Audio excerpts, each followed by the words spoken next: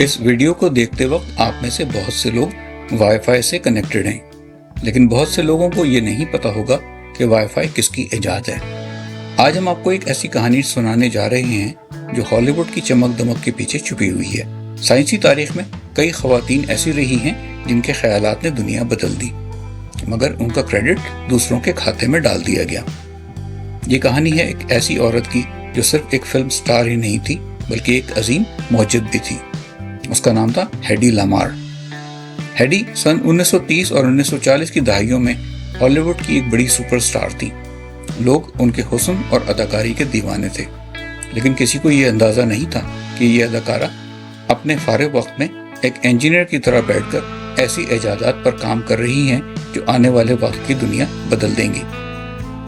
Heidi Lamar का असल नाम था हेडविग एवा मारिया कीजलर। वो 9 नवंबर 1914 को ऑस्ट्रिया के शहर वियना में पैदा हुई। उनके वालिद एक बैंक में डायरेक्टर थे और वालिदा एक मौसीकार थी। हेडी ने बहुत छोटी उम्र में ही अपने वालिद की तवज्जो से मशीनों और इंजीनियरिंग में दिलचस्पी लेना शुरू कर दी। उनके वालिद अक्सर उन्हें वॉक पर ले जाते और रास्ते में मुख्तलिफ मशीनों के पुर्जे और उनके फंक्शन समझाते थे। यही चीज़ उनके जहन में साइंसी तजस्सुस पैदा करने का सबब बनी।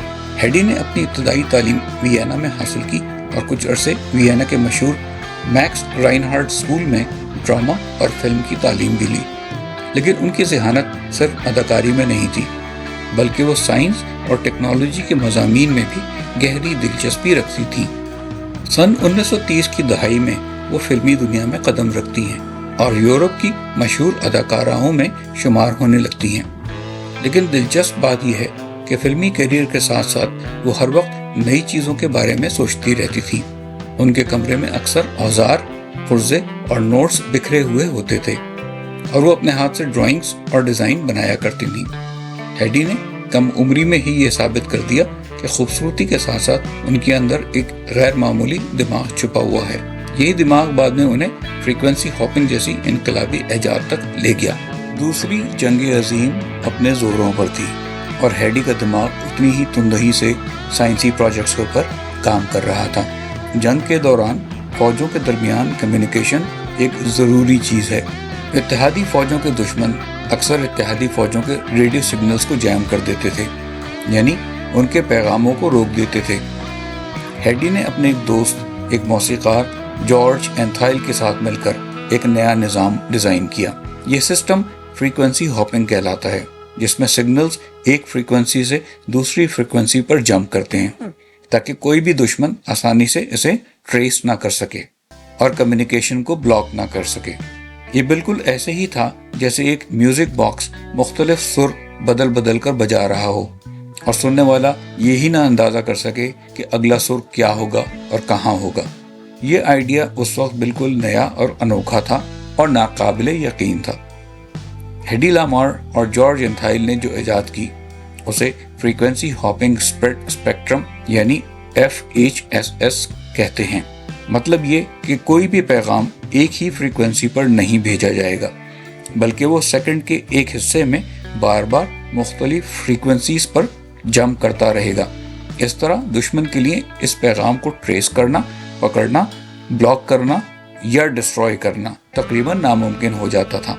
लेकिन ये टेक्नोलॉजी उस वक्त फौज ने इस्तेमाल नहीं की। जंग खत्म हो गई। कुछ अरसे के बाद 60s और 70s की दहाइयों में अमेरिकी नेवी ने इसे अपने सीक्रेट कम्युनिकेशन सिस्टम्स में पहली बार इस्तेमाल करना शुरू किया। आहिस्ता आहिस्ता फौज से निकलकर ये तस्वुर शहरी कम्युनिकेशन यानी सिविलियन कम्युनिकेशंस में भी आता गया।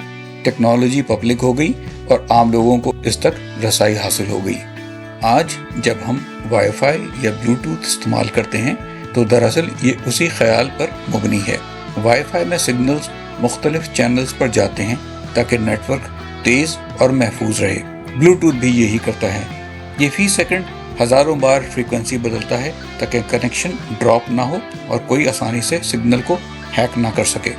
हेडी और एंथाइल ने इस इजाद का पेटेंट हासिल कर लिया, लेकिन अफसोस फौज ने उस वक्त उसे संजीदगी से नहीं लिया, ना ही उन्हें इसका क्रेडिट दिया गया।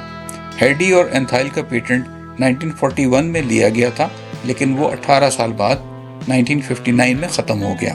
बदकिस्मती से उसके बाद ये टेक्नोलॉजी تیزی سے استعمال ہونے لگی اور وہ دونوں اس کے مالی فائدے یا شہرت سے محروم رہے۔ بدقسمتی سے ہیڈی کو اس وقت وہ پہچان نہ مل سکی جس کی وہ حقدار تھیں۔ دنیا نے ان کی خوبصورتی کو تو پہچانا، لیکن ان کے دماغ اور ایجادات کو نظر انداز کر دیا۔ کئی برس کے بعد جب وائرلیس کمیونیکیشن اور سیٹلائٹ ٹیکنالوجی عام ہوئی تو یہی تصور وائی فائی، بلوٹوتھ اور جی پی ایس کی بنیاد بنا۔ لیکن المیہ یہ تھا کہ جب یہ سب ٹیکنالوجیز مارکیٹ میں آئیں تب ہیڈی لامار کا نام کہیں بھی نہیں سنا گیا۔ اس ایجاد کا کریڈٹ زیادہ تر مرد سائنسدانوں اور انجینئرز کو ملا جنہوں نے بعد میں اس آئیڈیا کو عملی شکل دی۔ مثال کے طور پر کلاڈ شینن جیسے ریاضی داں اور بعد میں کمپنیوں کے ریسرچرز اس کام کو آگے بڑھاتے رہے۔ کافی عرصے بعد 1990 کی دہائی میں جب وائرلیس کمیونیکیشن کے ماہرین نے ماضی کے ریسرچ پیپرز کھنگالے تب انہیں پتہ چلا کہ وائرلیس کمیونیکیشن کی اصل بنیاد تو ہالی ووڈ کی ایک اداکارہ اور ایک موسیقار نے رکھی تھی۔ تب جا کے ہیڈی لامار کو مدر آف وائی فائی کہا جانے لگا اور ان کو دیر سے ہی صحیح لیکن یہ اعزاز دیا گیا۔ بعد میں ٹیکنالوجی کے ماہرین نے اس بات کو تسلیم کیا کہ ہیڈی لامار کا کام جدید وائرلیس کمیونیکیشن کی جڑ ہے۔ تب جا کر انہیں ان کی اصل عزت ملی۔ ہیڈی لامار اب صرف ایک فلم سٹار کے طور پر نہیں جانی جاتی بلکہ وائی فائی کی ماں کے نام سے بھی یاد رکھی جاتی ہیں۔ یہ کہانی صرف ایک ایجاد کی نہیں بلکہ انصاف کی بھی ہے۔ یہ ہمیں یاد دلاتی ہے کہ سائنسی تاریخ میں کئی خواتین ایسی رہی ہیں جن کے خیالات نے دنیا بدل دی، مگر ان کا کریڈٹ دوسروں کے کھاتے میں ڈال دیا گیا۔